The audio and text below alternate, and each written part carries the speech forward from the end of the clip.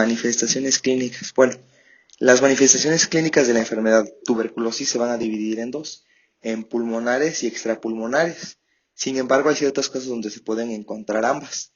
Se considera que hasta 2/3 de los pacientes con VIH pueden padecer tuberculosis pulmonar y extrapulmonar, por lo cual podemos saber que los pacientes con VIH, en ellos es más frecuente los síntomas extrapulmonares. Y bueno, como ya se mencionó anteriormente, la TB pulmonar puede ser primaria o posprimaria o secundaria.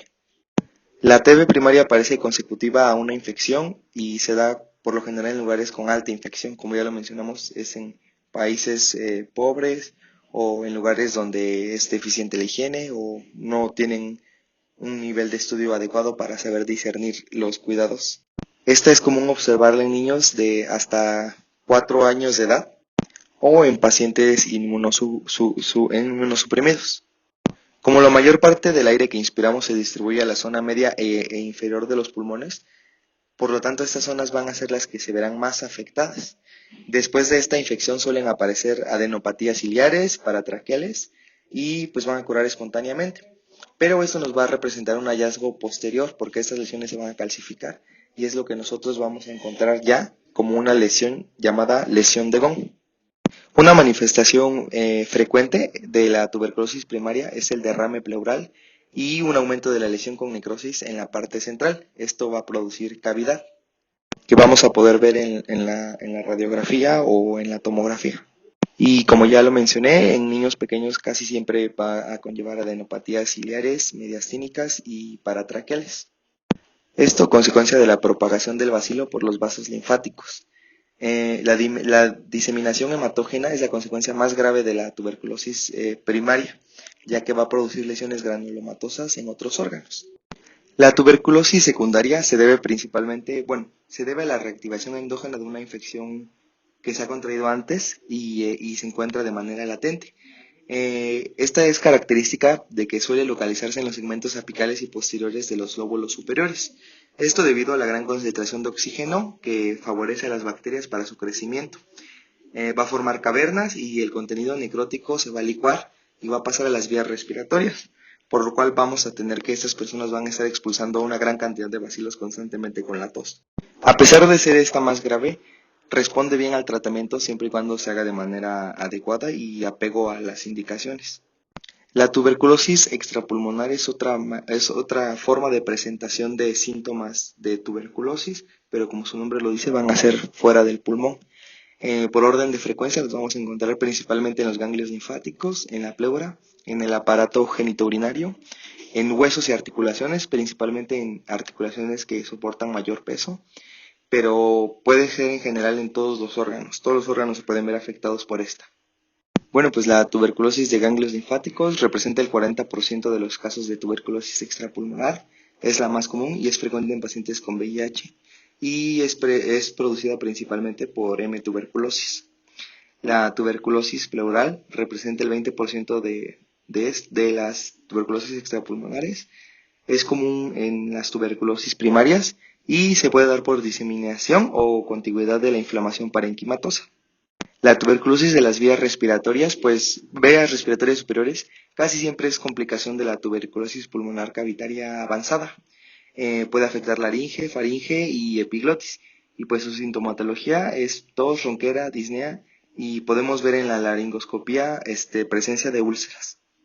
La tuberculosis genitourinaria representa el 15% de las extrapulmonares y afecta a cualquier parte del órgano genitourinario. Un dato importante es que esta tuberculosis genitourinaria predomina principalmente en las mujeres, donde podemos ver que afecta a las trompas de falopio o el endometrio y pues como consecuencia va a causar esterilidad.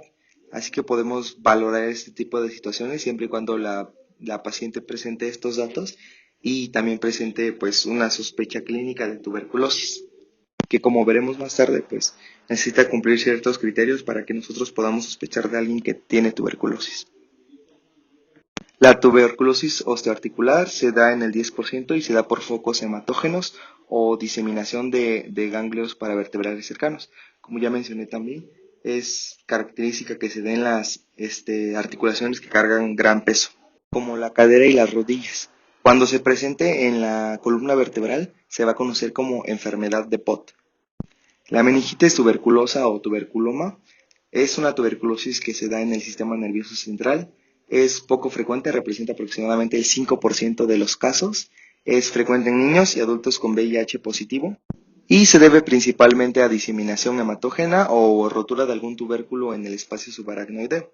La tuberculosis gastrointestinal representa el 3,5%, es poco común y puede deberse debido a la deglución del esputo o a una diseminación hematógena o a ingestión de leche infectada con M. bovis, como lo mencioné anteriormente. Esta leche por lo general es leche no pasteurizada.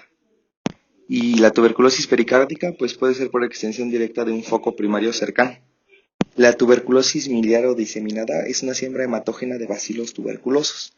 Por lo general en niños se debe a infección primaria y en adultos puede deberse a una infección secundaria, a una tuberculosis postprimaria o secundaria.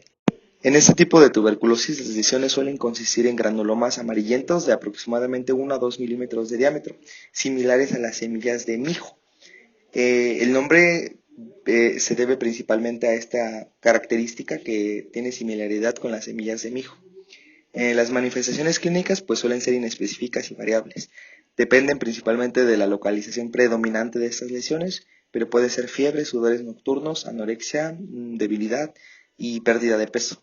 También podemos encontrar que haya tos, pero en la exploración física podemos encontrar signos más característicos como hepatomegalia, esplenomegalia, adenopatías.